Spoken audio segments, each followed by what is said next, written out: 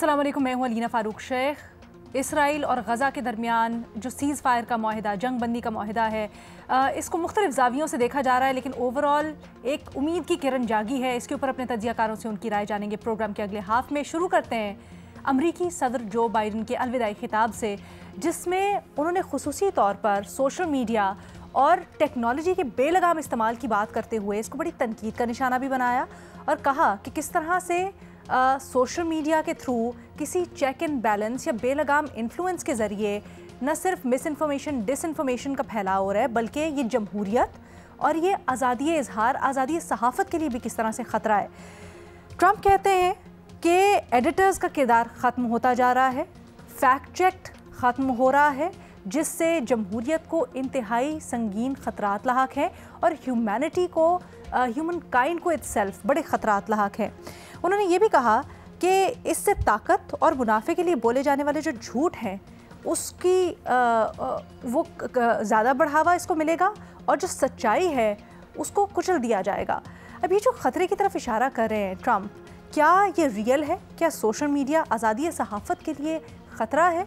हमें ज्वाइन कर रहे हैं इस डिस्कशन के लिए मज़हर अब्बास साहब, हमारे साथ फैसल वड़ाइद साहब भी मौजूद हैं, इरशाद भट्टी साहब और फ़खर दुरानी साहब हमारे साथ इस्लामाबाद स्टूडियो से मौजूद हैं।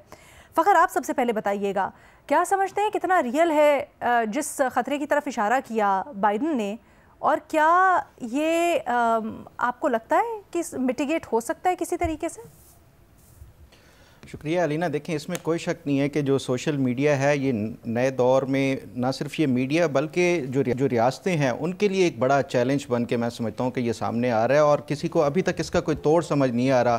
ख़ासतौर के ऊपर जिस तरह आपने बात की मिस इन्फॉर्मेशन और डिसइन्फॉर्मेशन की जो तबाहकारियाँ आगे आ सकती हैं, जिस तरह सोशल मीडिया की पेनिट्रेशन हो रही है तकरीबन हर ममालिक में, तो उसका अभी तक कोई भी तोड़ नहीं निकाल पाया। लेकिन ये जो सिर्फ अगर सोशल मीडिया को इसका ब्लेम किया जाए, ये शायद तरक्की याफ्ता ममालिक में तो हो सकता है जहाँ पे इंटरनेट की जो प्रेजेंस है या पेनिट्रेशन है वो अभी भी बहुत ज़्यादा है और उसके साथ साथ सोशल मीडिया का यूज़ भी बहुत ज़्यादा है। लेकिन जो तरक्की याफ्ता जो तरक्की पजीर ममालिक हैं, ख़ासतौर के ऊपर अगर मैं अपने पाकिस्तान के हवाले से इसकी मिसाल दूँ तो इसमें मैं समझता हूँ कि सिर्फ सोशल मीडिया जो है वो अकेला ज़िम्मेदार नहीं है। ये जो एक कन्वेंशनल मीडिया है उसके हवाले से, कोई थ्रेट के हवाले से, इसमें मैं समझता हूँ कि हमारी जो अपनी सहाफ़ती बरादरी है और सहाफ़ी हैं वो भी इसमें इक्वली जो है वो रिस्पॉन्सिबल हैं। वो क्यों है उसकी मैं आपको रीज़न बताता हूँ। एक तो ये है कि ये बुनियादी तौर के ऊपर जो सोशल मीडिया की वजह से 3 बुनियादी जो नुकात हैं जो बड़ा अहम किरदार अदा कर रहे हैं। एक तो उसमें वही जो आपने बात की है, जो पैसा है वो एक इम्पॉर्टेंट चीज़ है, दूसरा है इंफॉर्मेशन और तीसरा है इसमें प्रमोशन का। जो सहाफ़ी हमारे अगर पाकिस्तान के कॉन्टेक्स्ट में देखा जाए तो देखें इसमें जो सोशल मीडिया एक सेल्फ जो सस्टेनेबल इकनॉमिक मॉडल लाया है, यानी मोनेटाइजेशन कर दी है। वो कोई भी सोशल मीडिया का प्लेटफॉर्म हो उसके ऊपर आप अपना कंटेंट जनरेट करते हैं तो उससे अब जो वो सहाफ़ियों को पहले तनख्वाहों के लिए या उसके लिए एक वो करना पड़ता था, इंतज़ार करना पड़ता था और पूरा एक इदारा जाती जो एडिटोरियल एक वो चेक एंड बैलेंस होते थे वो उसका मोहताज होना पड़ता था। अब वो उससे हट के ये जो एक मोनेटाइजेशन और उसका जो एक पैसे के हवाले से जो सोशल मीडिया के ऊपर आया तो उससे ये सहाफ़ी आज़ाद हो गए हैं। उस बुनियाद के ऊपर ये अब हर प्लेटफॉर्म है, चाहे वो ट्विटर है, फेसबुक है, यूट्यूब है, कोई भी प्लेटफॉर्म हो, वो आप अपना कंटेंट क्रिएट करते हैं, वो आपको पे करता है और अच्छा खासा पे करता है। ऐसे भी बहुत सारे सहाफ़ी हैं जो कि कई पाकिस्तान के जो मीडिया के बड़े बड़े एंकर्स हैं उनसे कहीं ज़्यादा पैसा ले रहे हैं, तो वो उनको उस चीज़ की वो ख़त्म हो गई है। इदारा जाती जो चेक एंड बैलेंस थे तो वो कोई भी अपनी मर्ज़ी का जो है वो कंटेंट क्रिएट करके माशरे में किसी भी तरह का जो है वो बिगाड़ भी पैदा कर सकते हैं या जो भी उनका एजेंडा या मकसद हो। दूसरा इसमें आता है इंफॉर्मेशन। अब इंफॉर्मेशन वही सोशल मीडिया के ऊपर, शायद वो मीडिया के ऊपर भी बाद में चलती हों चीज़ें, पहले सोशल मीडिया के ऊपर आ जाती हैं, तो वो इंफॉर्मेशन के लिए पहले जो उनको रिलाय करना पड़ता था सरकारी इदारों, अफसरान या किसी भी अपने सोर्सेज के हवाले से, अब ज़्यादातर जो इन्फॉर्मेशन है वो ऑलरेडी पहुंच रही होती है सोशल मीडिया के ज़रिए, तो वो उसके ऊपर रिलायंस ख़त्म हो गई है। और तीसरा है प्रमोशन के लिए पहले वो आपको मीडिया प्लेटफॉर्म चाहिए होता था, वो उनका वो ख़त्म हो गया है। अब तो जो सोशल मीडिया के जो एल्गोरिदम्स हैं वो उन्होंने इसका मसला ही हल कर दिया है कि वो आप जितना ऑडियंस आपके ज़्यादा देखेगी वो उतना ज़्यादा आपको प्रमोट करेगा। तो मैं समझता हूँ कि ये सोशल मीडिया के साथ जो हमारे यहाँ पे पाकिस्तान में जो ख़ास तौर के ऊपर बिगाड़ पैदा करने में जो बड़े बड़े नाम हैं, चाहे वो सियासतदान हो या उसके साथ साथ जो सहाफ़ी हों, वो इक्वली रिस्पॉन्सिबल हैं। और मीडिया का हवाले से फिर मसला ये है कि यहाँ पे अगर कोई भी उसके ख़िलाफ़ कोई कानूनी कार्रवाई भी की जाए, अगर लीगल तरीके से भी की जाए, तो यहाँ पे आज़ादी जो सहाफ़त है उसको ख़तरे के हवाले से यहाँ पे तंजीमें शुरू हो जाती हैं और खड़ी हो जाती हैं।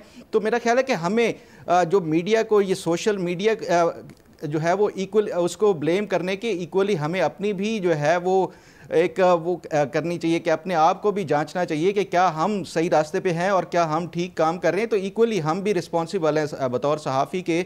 तो मैं नहीं समझता कि सिर्फ सोशल मीडिया तरक्की याफ्ता ममालिक में ये हो सकता है, लेकिन जो तरक्की पजीर ममालिक हैं पाकिस्तान जैसे, उनमें ये हमें जो सहाफ़ती इदारे हैं वो भी या सहाफ़ी हैं वो इक्वली रिस्पॉन्सिबल हैं। अच्छा, हम इस कॉन्टेक्स्ट में तो बात कर रहे हैं, लेकिन अगर इसको थोड़ा सा ब्रॉडर कॉन्टेक्स्ट में डाला जाए, जैसे अभी हमने पिछले दिन देखा मज़हर अब्बास साहब के इलॉन मस्क वाला जो पूरा सागा हुआ, किस तरह से यूके में और जर्मनी में वो सारी की सारी कंट्रोवर्सी जनरेट हुई उनकी एक इल्ज़ामात के ऊपर। अब वो झूठे हैं सच्चे हैं वो तो सब बात की बात, लेकिन किस तरह से we can take away from that. और सोशल मीडिया क्या वाकई में इन्फ्लुएंस कर रहा है और उससे मीडिया की सुकड़ रही है स्पेस? देखिए, जो बाइडेन जो बात कह रहे हैं वो अगर अमेरिकन कॉन्टेक्स्ट में बात कर रहे हैं, एक जनरल कॉन्टेक्स्ट में बात कर रहे हैं, तो वो उनके लिए हो सकता है कि मेरा ख्याल है ख़तरे से ज़्यादा उसको चैलेंज के तौर पे देखना चाहिए।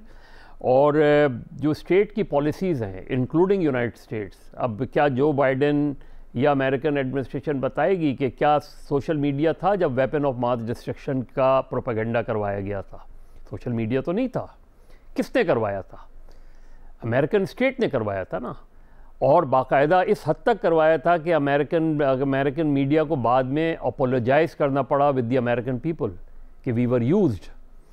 तो जो दुनिया भर में स्टेट पॉलिसीज़ होती हैं, स्टेट कंट्रोल करने की जो पॉलिसीज़ होती हैं, वो जनरेट करती हैं प्रोपेगेंडा, फेक न्यूज़ और डिसइंफॉर्मेशन को। फेक न्यूज़ हमेशा रही है, हमेशा ये कहा जाता है कि ट्रूथ जो है वो वॉर में सबसे पहली कैजुअलिटी होती है। जो सोशल मीडिया है वो एक बड़ा स्कोप है ऑफ एक्सप्रेशन। अब उसको आप मीडिया की डेफिनेशन में लाएं या ना लाएं, लेकिन ये एक बहुत ही इफ़ेक्टिव इंफॉर्मेशन या डिसइंफॉर्मेशन का प्लेटफॉर्म है। जो आज का चैलेंज है वो दुनिया में इंफॉर्मेशन, मिस इन्फॉर्मेशन और डिसइंफॉर्मेशन का चैलेंज है। डिसइंफॉर्मेशन डेलिब्रेट होती है, डिसइंफॉर्मेशन बाकायदा एक सोची समझी प्लानिंग के तहत करवाई जाती है। और चूँकि सोशल मीडिया का प्लेटफॉर्म जो है वो इफ़ेक्टिव होता है और अनएडिटेड होता है, तो इसलिए उसको ज़्यादा लोग देखते हैं। जो मेन स्ट्रीम मीडिया है वो बेसिकली इसको बजाय इसके हम ये कहें कि गैर जिम्मेदार, जो मेन स्ट्रीम मीडिया है वहाँ एडिटोरियल चेक्स होते हैं, वहाँ ख़बर फ़िल्टर्ड होती है, वहाँ हर चीज़ जो है नहीं बताने की होती। लेकिन होता यह है कि जो स्टेट पॉलिसीज़ होती हैं वो जब इंफॉर्मेशन पर पाबंदी लगाती हैं तो फिर डिसइंफॉर्मेशन फैलती है। जब भी आप इंफॉर्मेशन पर पाबंदी लगाएंगे, जब भी आप ख़बरों पर पाबंदी लगाएंगे, जब भी आप रिपोर्टर्स को, मेन स्ट्रीम मीडिया को ख़बरें देने से रोकेंगे और बाकायदा सेंसरशिप आयद करेंगे, बाकायदा उसमें कैरेट और स्टिक वाली पॉलिसी करेंगे, तो फिर सोशल मीडिया या डिजिटल मीडिया प्लेटफॉर्म स्ट्रॉन्ग होते चले जाएंगे। जब भी आप सोसाइटी को ओपन करेंगे, सोसाइटी जब ओपन होती है उसमें नेगेटिव एस्पेक्ट्स भी आते हैं, पॉजिटिव्स भी आते हैं, लेकिन ओपननेस से हमेशा फ़ायदा ये होता है कि आपको फिर रिलाय करने में आसानी होती है। अब ये होता है कि लोगों का परसेप्शन ये बन गया है कि शायद मेन स्ट्रीम मीडिया जो है वो हक़ाइक़ छुपाता है और इसलिए वो सोशल मीडिया पे चले जाते हैं।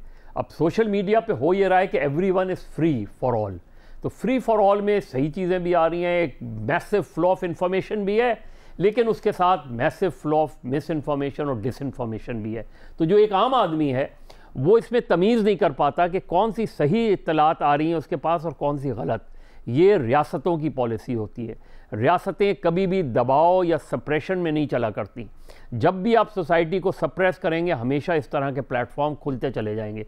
तो हमें इसको एक चैलेंज के तौर पे लेना चाहिए, दुनिया भर में इसे एक चैलेंज के तौर पे लेना चाहिए।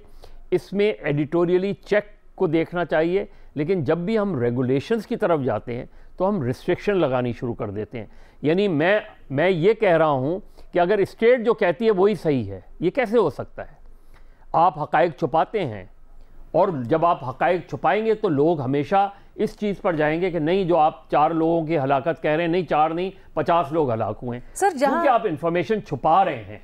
सर, जहां आप जो बात कह रहे हैं मैं बिल्कुल समझती हूं, लेकिन दूसरी तरफ क्या ऐसा तासुर भी क्रिएट नहीं किया जा रहा मीडिया से मुतल्लिक कि बहुत ज़्यादा छुपा रहे हैं चीज़ें? लेट्स से इसको अगर हम कॉन्टेक्स्ट में डालें, मरियम नवाज़ वाली एग्जांपल, यानी पंजाब में जो एक फ़ेक रेप की खबर फैली, हमारे ऊपर ज़ाती तौर पर बड़ा प्रेशर था, 3 दिन गुजर गए, सोशल मीडिया के ऊपर रिपोर्ट हो रहा है, आप लोग ने क्यों नहीं बात की? आप लोग हर चीज़ के ऊपर बात कर रहे हैं, उसके ऊपर क्यों नहीं बात की? लेकिन फैक्ट ऑफ द मैटर ये था कि हमारे पास उसकी इन्फॉर्मेशन नहीं थी और हमारे पास मुसद्दिका इतलात नहीं थी, क्योंकि हमारे चेक्स एंड बैलेंसेस भी होते हैं, एडिटोरियल भी देखना होता है। तो ऐसे में क्या किया जाए? जैसे लाहौर कॉलेज वाली मिसाल है, जो लाहौर वाली मिसाल थी, उसमें अल्टीमेटली क्या निकला?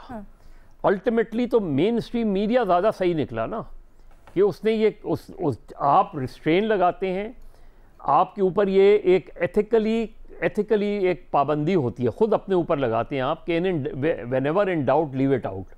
आप डाउट्स पे नहीं जाते, आप फैक्ट्स की तरफ जाते हैं। जब भी आप डाउट्स की तरफ जाएंगे हमेशा इससे, तो उसमें हुआ क्या? फैक्ट्स चेक की तरफ गए, देखा कि वाकई भाई किधर है वो अस्पताल, किधर है वो लड़की, किधर है वो हक़ाइक़। तो आपको सोशल मीडिया तो एक्सप्लोर कर रहा था ना, लेकिन आप उस तरह एक्सप्लोर नहीं कर सकते। यही फ़र्क है मेन स्ट्रीम मीडिया और सोशल मीडिया। बट सर, ये तो रिस्पॉन्सिबल एक्शन हुआ ना, रिस्पॉन्सिबल। लेकिन चीज़ ये है कि आपने ये देखना ज़रूर है, क्योंकि इट्स रेस अगेंस्ट टाइम। आपने देखना ये है कि कहीं उसके फैक्ट्स तो दुरुस्त नहीं हैं। अगर उसके फैक्ट्स दुरुस्त हैं तो आप पीछे रहे, तो पीछे रहना कोई इतनी बुरी बात नहीं है। अच्छा, ये जो आपने बात की ना, रेस अगेंस्ट टाइम, फैसल, क्या ये वाकई में मसला ये है कि आजकल ज़माना इतनी तेज़ी से आगे चल रहा है, सोशल मीडिया की pace is altogether a separate thing, और जिस तरह से जर्नलिज्म काम करता है, कन्वेंशनल मीडिया काम करता है, उसमें ऑब्वियसली सच्चाई तक पहुंचने के लिए एक प्रोसेस होता है और उसके लिए टाइम लगता है, कि यहाँ पर थोड़ा सा मसला आ रहा है, एक्चुअल प्रॉब्लम है क्या और उसको किस तरह से सिफ्ट थ्रू किया जा सकता है? देखिए, ये मसला जो है ये जनरेशनल मसला है, यानी इंसानियत जिस जगह पर है यहाँ ये उसे एक नया मसला दरपेश है, जिसको किसी भी मेरे ख्याल में चेक और बैलेंस से अब हल नहीं किया जा सकता। हम वो ज़माना क्रॉस कर चुके हैं जिसमें इंफॉर्मेशन चंद फिल्टर्स से गुजर कर आती थी। वेपन्स ऑफ मैस डिस्ट्रक्शन समेत इस तरह की कैंपेन्स जब माजी में चला करती थी तो उनको स्टेट्स उनको रन करती थी, बिलियंस ऑफ डॉलर उसके पीछे होते थे। लेकिन अब सूरत हाल ये है कि इस तरह की और इससे भी ज़्यादा खौफनाक कैंपेन्स छोटी और बड़ी सतह पर 10-15 लोग मिलकर भी उसको रन कर सकते हैं और उसके नतायज पूरी सोसाइटी को फिर भुगतना पड़ सकते हैं। हमारे यहाँ आपने एक वाक़े का जिक्र किया, बर्मा में उस फेसबुक के ऊपर बहुत बड़ा केस चलता रहा कि उन्होंने उन पोस्ट को ज़्यादा एंगेज होने दिया जो ज़्यादा एंगेज हो रही थी, क्योंकि उनके अंदर एक छोटी सी कम्युनिटी के लिए हेट थी, जिसका नतीजा ये हुआ कि वहाँ पर एक जेनोसाइड हुआ। तो अब प्रॉब्लम इंसानियत के सामने ये है कि फेक न्यूज़ फैलाने की ताकत जो पहले बहुत कम हाथों में थी, अब वो हर हाथ के पास जा चुकी है। अब क्या यहाँ से आप इस डेवलपमेंट को वापस लेकर जाएंगे? नहीं, हम इसको वापस लेकर नहीं जा सकते। इंसानियत ने हिस्ट्री में ये उसका सबक ये है कि वो इस तरह के चैलेंजेस से लर्न करके उस पर काबू पाना, तन्हा इंसान तक ये बात आती है, वो फिर सीखते हैं कि इसको हमने कैसे लर्न करना है कि इस प्रॉब्लम से हम लड़ सकें। क्योंकि अब ये नहीं हो सकता कि जहां हर शख्स के पास एक सोशल मीडिया और फ्री सोशल मीडिया है वहां आप चेक्स बिठा सकें, क्योंकि ये अब आप अगर इसको बंद करेंगे तो ये फिर चोर रास्तों से ऐप्स आएंगी, VPN से, डार्क वेब से, हज़ार तरीके से आएंगी। लिहाजा अब आपने इसको मान कर चलना है कि अब हम एक ऐसी दुनिया में हैं जहां फेक प्रोपेगेंडा, झूठी खबरें, मिस इन्फॉर्मेशन, डिसइन्फॉर्मेशन ये अब आम होगी। अब हमें अपने तमाम दुनिया में तालीमी निज़ाम समेत बच्चों की जो घर में तरबियत और सोसाइटी में जो है उनकी एजुकेशन है, तरबियत है, उसमें ये चीज़ शामिल करना पड़ेगी और उसमें हमें 15-20 साल इंसान को लगेंगे। उसके बाद हम इस मसले से ओहदाबरा हो पाएंगे। तो ये हमारे सामने एक चैलेंज है। सिर्फ अब यहाँ पर एडिटर आप नहीं ला सकते। फिर एक और बात ये है कि ये इस फैक्टर को हमें नज़रअंदाज नहीं करना चाहिए कि जब लिबरल डेमोक्रेसीज दुनिया में राइज हो रही थी तो एक मसला उस वक्त उठाया जा रहा था कि कहीं डेमोक्रेसी मेजोरिटेरियनिज्म ना बन जाए, मेजोरिटी का रूल ना बन जाए, क्योंकि जब जब जब मेजोरिटी का रूल बनता है तो this is law of the jungle.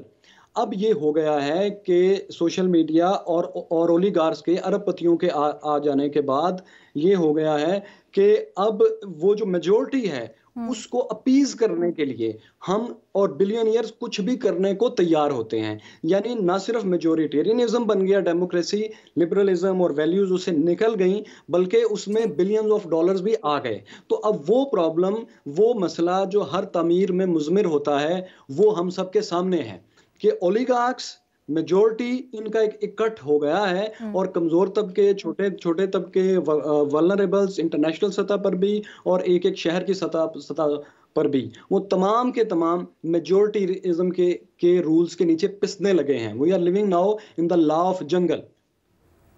तो फिर अगर आप ऐसा कह रहे हैं फिर तो ओवरसाइट ज्यादा नहीं होनी चाहिए? फिर ओवरसाइट ऑल टुगेदर खत्म करके किस तरह से आगे बढ़ा जा सकता है? ओवरसाइट ज्यादा होनी चाहिए, लेकिन हम दुनिया में जब फ्यूचर की कोई भी डिबेट करते हैं तो वो चाहिए पर नहीं होती, वो इस चीज पर होगी कि पॉसिबल क्या है। अब ये पॉसिबल नहीं है। एटम बम बनाने से आप किसी मुल्क को, किसी तबके को रोक सकते हैं, लेकिन फ्री इंफॉर्मेशन देने से अब आप नहीं रोक सकते। फ्री इंफॉर्मेशन देना अब उनके इख्तियार में है। चंद $1000 से कोई भी ऐसी ऐप बन सकती है। जिस तरह से आप बता रहे हैं उस तरह से तो ऐसा लग रहा है कि इसमें सही इंफॉर्मेशन होगी या नहीं, ये पॉसिबल नहीं हो रही है, इसको कौन डिटरमिन करेगा? अब ये हमें एक एक शख्स तक ये एजुकेशन अगली नस्ल को सिखाना है। आप एडिटर पुट नहीं कर सकते। मैं पॉसिबिलिटी की बात कर रहा हूँ। मुझे ये आइडिया पसंद है कि हर जगह पर एडिटर्स होने चाहिए, लेकिन रियलिस्टिकली आपका ख्याल है ऐसे नहीं हो सकता? फैसल, आइडियलिज्म की बात नहीं है। बात यह है कि जर्नलिज्म की बुनियाद जो है, मीडिया की बुनियाद जो है, वो ऑब्जेक्टिविटी पे है। आप ऑब्जेक्टिविटी पे तो कॉम्प्रोमाइज नहीं कर सकते, चाहे झूठ जितना भी फैल रहा हो। मैं ऑब्जेक्टिविटी पे कैसे कॉम्प्रोमाइज कर सकता हूँ? आप नहीं कर सकते, लेकिन सोशल मीडिया पर चूंकि बिलियनियर उसको रन कर रहा है, हाँ, ठीक है, उसको चाहिए मेजोरिटी। उसको आप और मैं नहीं चाहिए, उसको मेजोरिटी की उसको जरूरत है, जहां से इंटरेक्शन होगी, जहां से उसका कंट्रोल बढ़ेगा, जहां से उसको पैसे मिलेंगे, जहां से वो उसका कंपटीशन उससे हारेगा, वो आप और मैं नहीं है, वो मेजोरिटी है। वो मेजोरिटी को सपोर्ट करेगा। मैं उसे चैलेंज के तौर पे लूंगा, लेकिन on the basis of massive flow of information या डिसइंफॉर्मेशन, अनटिल अनलेस मैं फैक्ट चेक नहीं करूंगा, मैं कैसे उस रेस में जा सकता हूं?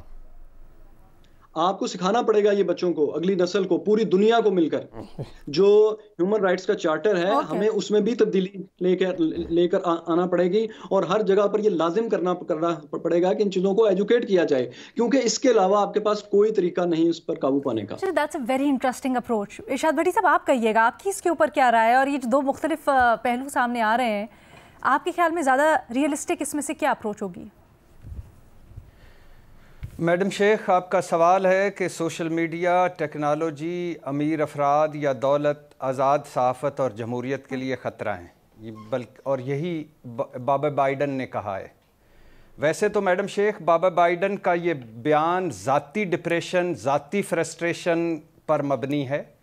वैसे तो बाबा बाइडन का ये बयान ज़ईफ़ुल उम्री या नए दौर को हज़म ना कर सकने की वजह है। वैसे तो बाबा बाइडन का ये बयान अमरीकी स्टेटस को की हार, ज़ाती शिकस्त, ज़ाती दुखों, ज़ाती दुश्मनियों और ज़ाती पसंद नापसंद पर मबनी है।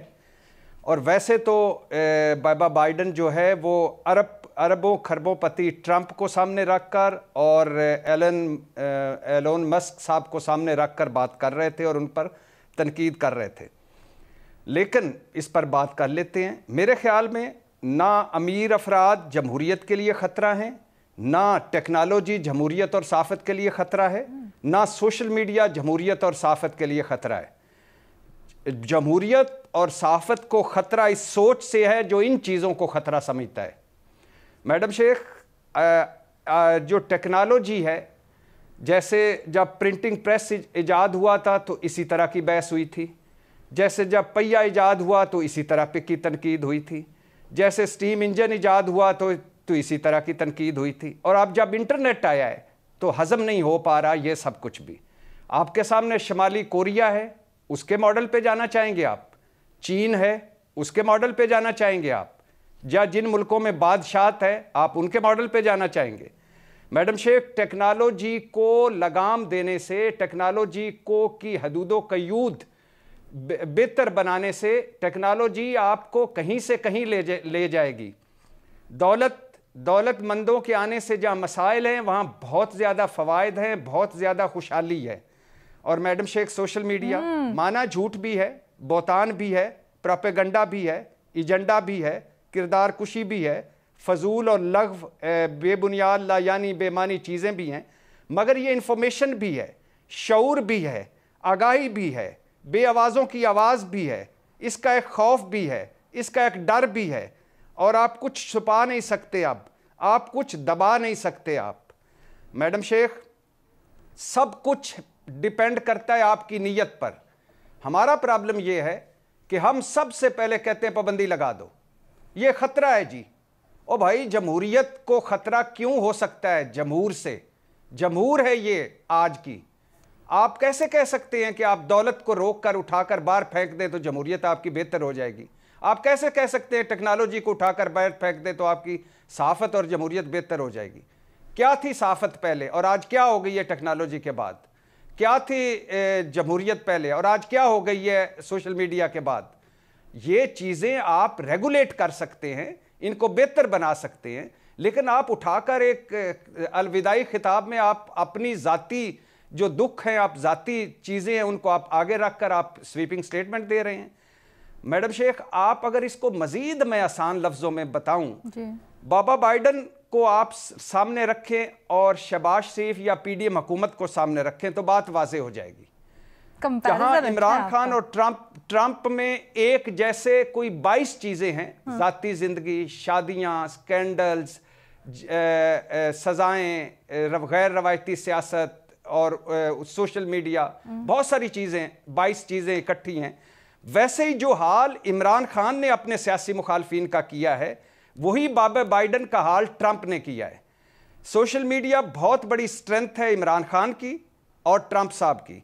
इमरान खान के सोशल मीडिया से यहाँ सब तंग हैं और ट्रंप साहब के सोशल मीडिया से वहाँ सब तंग हैं, और अब इन्होंने उठाकर जमहूरियत और सहाफ़त को इसमें फिट कर दिया है कि भाई ये ख़तरा है। ओ भाई, बस कर दो, अब अगले दौर में आ गए हो। अब ये ना इधर 90s की सियासत चल सकती है, ना उधर वो जो बाबा बाइडन जैसे बुढ़े जो हैं वो इस सारी चीज़ को एक स्वीपिंग स्टेटमेंट दे सकते हैं। तो लिहाजा अब ये नया दौर है, इस नए दौर में आप चीज़ों को बेहतर करें, आप पाबंदियां मत लगाएं, आप बिल्कुल स्वीपिंग स्टेटमेंट ना दें, रेगुलेशन करें सर, तो और पाबंदी चीज़ों को आगे बढ़ाएं, इसको स्ट्रेंथ बनाएं। सर ये थोड़ा सा बताएं ना, रेगुलेशन किस तरह से हो? ये पाबंदी और रेगुलेशन के दरमियान बहुत बारीक सी लाइन है, ये किस तरह से आपके ख्याल में हो सकता है? मिसाल के तौर पे मैडम शेख, एक सोशल मीडिया है, यहाँ हम अपनी बात कर लेते हैं। ठीक है, भट्टी साहब भी जो बात करें, फैसल आप कुछ कंक्लूडिंग नोट कहना चाहते थे? मैं ये कहना चाहता था कि टेक्नोलॉजी से कोई भी नहीं डरता, और सोसाइटीज टेक्नोलॉजी एक इल्म का ही एक और एंगल है ना, तो उससे उसी पे सारे तरक्की करते हैं। लेकिन एक बहुत बड़ी गलत फहमी है और इस पर बहुत दफ़ा बात की जाती है कि जब प्रिंटिंग प्रेस आया तो सारे खौफजदा हो गए। असल में देखें, जब प्रिंटिंग प्रेस 15वीं सदी में आया तो बहुत कम लोगों को आज ये बात याद है, सिर्फ हिस्टोरियंस को और जो लोग इस मौजू पर काम करते हैं उनके जहन में ये बात है कि 200 साल तक सबसे ज़्यादा जो किताबें बिकी वो कॉन्स्पिरेसी थ्योरीज की थी, और हज़ारों नहीं लाखों ख़वातीन को विच हंटिंग में जला दिया गया।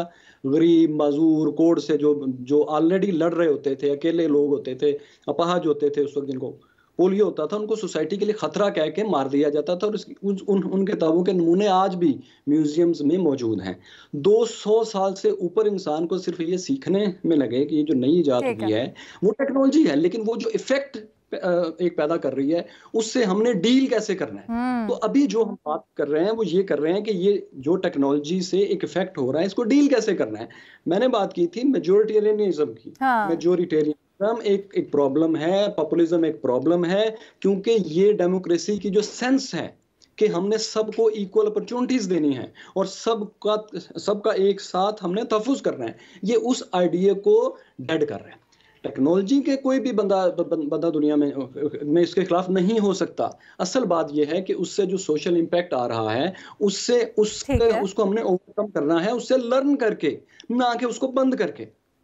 अच्छा, ये अप्रोच बहुत ज़्यादा दिलचस्प भी है, लेकिन this is debatable as well. आने वाले दिनों में भी इसके ऊपर बात करेंगे, पर एक छोटी सी ब्रेक, उसके बाद गज़ा के इशू के ऊपर हमने बात करनी है। Welcome back. 15 माह की जारहियत के बाद इसराइल और हमास के दरमियान इस हफ्ते मुआहिदा हो गया और ये उम्मीद जाहिर की जा रही है कि शायद इससे कुछ रिलीफ मिले। अब 3 मरहलों में मुआहिदे के मुताबिक अमल दरामद होगा। मुआहिदे का इतलाक़ कल से यानी संडे से शुरू होगा, जिसके तहत मुकम्मल जंगबंदी होगी और 3 फेजेज़ में ये ऑपरेट होगा। पहले फ़ेज़ के अंदर जो कल से शुरू हो रहा है, 33 इसराइली कैदियों को रिहा करना होगा हमास को, इसी तरह 2000 फ़लस्तीनी कैदी रिहा होंगे और 7 दिन बाद यानी कल से 7 दिन बाद जो इजिप्ट के साथ रफ़ा का बॉर्डर है उसको भी खोला जाएगा। मज़ीद भी चीज़ें हैं जिसको आगे फेजेज़ में इम्प्लीमेंट किया जाएगा। अब यहाँ पर सवाल ये पैदा होता है कि इस डील के बाद कितना इम्कान है कि मुस्तकिल अमन हो फ़लस्तीन में, गज़ा में, और इसराइल ने जो जारहियत जारी रखी हुई थी वो कुछ थमेगी। ये सारे सवाल अपने तजियाकारों के सामने रखते हैं। जमा खातिर ये भी कि जब डील हुई उसके बाद से अब तक 100 से ज़ायद बमबारी में इसराइल गज़ा के लोगों को शहीद कर चुका है, लेकिन कल से जब इन्फोर्स होगा तो क्या एक्सपेक्टेशन रखनी चाहिए? फ़खर, क्या राय है आपकी? क्या मुस्तकिल अमन हो सकेगा इस डील के नतीजे में? अरीना, ये बड़ा एक मुश्किल मेरा ख्याल है प्रोसेस है। जिस तरह आपने बताया कि 3 जो फेजेज़ हैं, ये सारे फेजेस जो फर्स्ट फेज़ भी है कि इवन उसमें जो इजरायली जो बच्चे हैं या बूढ़े हैं या फिर ख़वातीन जो उनकी डिफेंस फोर्सेस की हैं उनको रिहा करना, उसके बदले में 1 के बदले में 30 को रिहा करना, ये तो एक हो सकता है कि ये इसके ऊपर इम्प्लीमेंट हो जाए। और दूसरे फेज़ में भी जो बाकी जो प्रिजनर्स हैं, वो जो असल मामला है वो है विड्रॉल ऑफ जो फोर्सेस हैं। अब उसमें ये इसराइल ने डिसाइड करना है कि ये कौन सा एरिया जो उसके लिए स्ट्रेटिजिकली या वैसे जो अगर उसको मिलिटरीली वो देखा जाए कि वो इम्पॉर्टेंट है, क्या वो उससे विड्रॉ करता है अपनी फोर्सेस को या नहीं करता, ये आगे जाके मेरा ख्याल है ये बड़े एक कम्प्लेक्स इस तरह के जो मामलात हैं वो करेगा। और फिर दूसरा फेज़ या तीसरा जो है वो भी एक अहम है कि रिकन्स्ट्रक्शन के लिए कि क्या जो इसराइल है वो अलाउ करता है जो अरब कंट्रीज़ हैं या जो दूसरे ममालिक हैं कि वो एड की सूरत में या जो दीगर इस तरह की जो इमदादी कार्रवाइयों के सिलसिले में वो अलाउ करेगा या नहीं करेगा। ये तो एक बात होगी, लेकिन उसका अगर दूसरा वो देखा जाए कि इसमें जो सबसे अहम वो 4 ममालिक हैं, मैं समझता हूँ कि जिसका किरदार होगा इन चारों में से जो ट्रंप है उसका तो सबसे ज़्यादा होगा कि क्या वो संजीदा है इस जो अमन मुआहिदा है उसके ऊपर अमल दरामद करने के लिए। क्योंकि ट्रंप का जो इलेक्शंस अगर देखें, उसकी मुहिम को देखें, तो वो उसने इलेक्शन टोटली डोमेस्टिक अपने जो इश्यूज़ हैं वो उसके ऊपर और मईशत के ऊपर उन्होंने वो लड़े हैं और सबसे ज़्यादा फोकस उसके ऊपर किया है। लेकिन उसके साथ साथ जो उन्होंने 2-3 अहम जो इश्यूज़ थे, एक यूक्रेन रूस वार वाला और ये जो गज़ा और जो इसराइल और हमास की जंग है, इसके हवाले से है कि वो अब क्या संजीदगी से इसके ऊपर अमल दरामद करता है। इसमें तो कोई शक नहीं है कि ट्रंप जो है वो एंटी वॉर उनका जो है वो एक बयानिया लगता है कि वो दुनिया में कोई नई जंग नहीं देखना चाहते, बल्कि ज़्यादा फोकस अमेरिका की रीबिल्डिंग के ऊपर वो अपनी जो तवानाइयाँ हैं वो खर्च करना चाहते हैं। तो एक जो ट्रंप का जो किरदार होगा वो बड़ा अहम होगा। लेकिन उसके साथ जो रीजन में अगर देखा जाए मिडल ईस्ट में, तो 3 ममालिक बड़े अहम होंगे, सऊदी अरेबिया, UAE और कतर। और इनमें से भी मैं समझता हूँ कि कतर का, क्योंकि उसने ही ये जो डील है वो उसमें मेन किरदार अदा किया है कि वो इस डील के ऊपर या इस अमन मुआहदे के ऊपर वो अमल दरामद करने के लिए उसको कंटिन्यूसली जो है वो परसू करता है और ये इंश्योर कराता है कि मुकम्मल तौर के ऊपर ये जो तीनों फेजेस हैं वो कंप्लीट भी हो जाए और गजा की जो लेकिन आपने जिस तरह बात की फ़खर, इसराइल इस डील से पहले हमने देखा कि पुश तो उसको किया जा रहा था इंटरनेशनल कम्युनिटी की तरफ से पूरे साल से ही, लेकिन हेजिटेंट था। फैसल, क्या समझते हैं आप, वो क्या फैक्टर था जिसने फाइनली इसराइल को पुश किया कि वो ये डील करे, जंग बंदी के ऊपर इत्तफाक हो, और कितनी देर तक की ये जंग बंदी होल्ड कर सकती है? क्या एक्सपेक्टेशन है आपकी? देखिए, जंग चाहे जीतने वाला हो पार्टी या हारने वाली, जंग जितनी लंबी होगी उतना ऑन ग्राउंड एक बहुत बड़ा मसला होता है जो बाहर बैठे लोगों को फौरी समझ नहीं आ रहा होता कि सोल्जर्स के पास जब ऑब्जेक्टिव जंग का मकसद नहीं रहता तो वो लड़ने के काबिल नहीं रहते।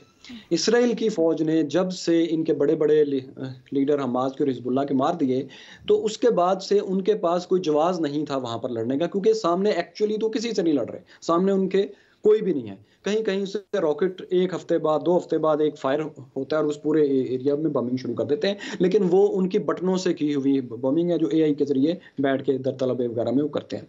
ऑन ग्राउंड वहाँ जो सोल्जर है उसके सामने तो आम लोग हैं, बच्चे हैं, औरतें हैं, तो उसके पास पर्पज नहीं है। इसीलिए वहाँ अब तक 100 के करीब लोग खुदकुशी कर चुके हैं फौजी, और जो उनके घरों में हैं, उनके जॉब्स तबाह हुई हैं। तो ये एक उनका इंटरनल प्रेशर है कि इसराइल मजबूर हो रहा है डील के लिए, हार नहीं रहा, डील के लिए मजबूर हो रहा है कि वो जंग को एक सीज फायर की शक्ल दे, एक आर्जी सीज फायर करे। दूसरा उसको प्रेशर ये है कि जो इकोनॉमी है इसराइल की वो बुरी तरह उसमें नेगेटिव में जा रही है, इन्वेस्टमेंट पता नहीं कल को क्या आएगी, ये उसके लिए बहुत बड़ा प्रॉब्लम है। तीसरा उसका बहुत बड़ा फैक्टर ये है कि उसका ख्याल था कि जब डोनाल्ड ट्रंप आएगा तो वो मुझे खुली छूट देगा कुछ भी करने की, ठीक है, यानी कि कुछ भी से उसके 2 पॉइंट्स मुराद थे। एक ये कि गजा बैंक को एनेक्स करने की, दूसरा ये कि इसको वेस्ट बैंक को भी एनेक्स करने की, गजा में एक हिस्सा एनेक्स करने की, खसूसन नॉर्थ गजा, और वेस्ट बैंक को एनेक्स करने की। वो उसने फौरी तौर पर इनको इजाजत अब तक तो नहीं दी। तो वो अब उसके लिए ये नामुमकिन था कि जिस शख्स के इंतजार में उसने इतनी कैंपेन भी की, वेट भी किया, इतनी बदनामी भी मोल ली, तो अब उसको भी वो इनकार करे, और वो प्रेसिडेंट जिसने भी 4 साल रहना है। तो इसलिए वो इस वजह से मजबूर हुआ। लेकिन आपको एक बात जहन में रखनी पड़ेगी कि बहुत कमजोर और बहुत ताकतवर, इसके दरमियान कोई डील नहीं हो सकती। ये सिर्फ एक तरह की डिक्टेशन होगी जिसके ऊपर कुछ देर गजा के लोगों को गुजारना पड़ेगी। और जहां तक मैं समझता हूं इस जगह की पावर डायनामिक्स को और इनकी जो शराइत मैंने पढ़ी हैं ओपन ड्राफ्ट्स में, जो भी इसराइल के भी और अरब अखबार में भी जो छपी हैं, उसके मुताबिक ये सिर्फ एक फेज है, सिर्फ एक फेज है ये सिर्फ। और डोनाल्ड ट्रंप ने परसों जो अपनी इनॉग्रेशन की उसकी तकरीब होगी, उसमें उसको एक जुमला चाहिए कि मैंने इसराइलियों को रिहा करवाना शुरू कर दिया है, दैट्स इट।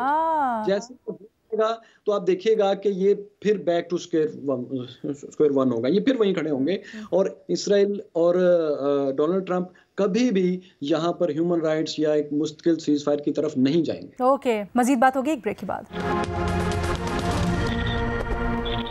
इसराइल हमास जंगबंदी के ऊपर हम बात कर रहे हैं। इरशाद भट्टी साहब, आपकी क्या तवक्कुआत हैं इस जंगबंदी से? मैडम शेख, आपकी इजाज़त से इस मौजू पे आने से पहले चंद जुमले अपने मुल्क के हवाले से, कुरम पारा चनार के हवाले से।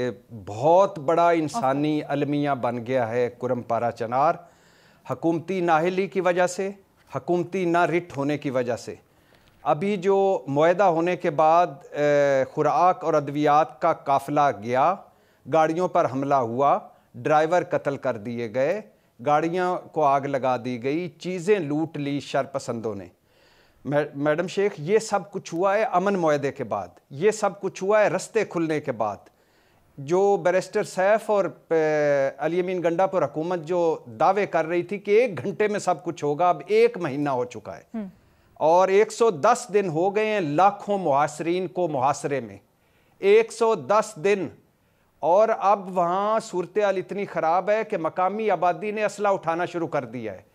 तो खुदा के लिए शहबाज शरीफ साहब, मोहसिन नकवी साहब, अली अमीन गंडापुर साहब मिलकर बैठें और इस मसले को हल कराएं।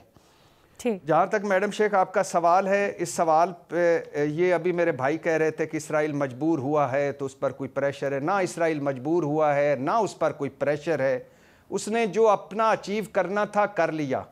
हमास की कमर तोड़ दी, हिजबुल्लाह की कमर तोड़ दी, बशारुल असद हुकूमत गिरा दी, ईरान को तनहा कर दिया, 30-40% ज़मीन हथियाली गज़ा की और पूरा गज़ा कब्रिस्तान बना दिया, पूरा इंफ्रास्ट्रक्चर तबाह कर दिया।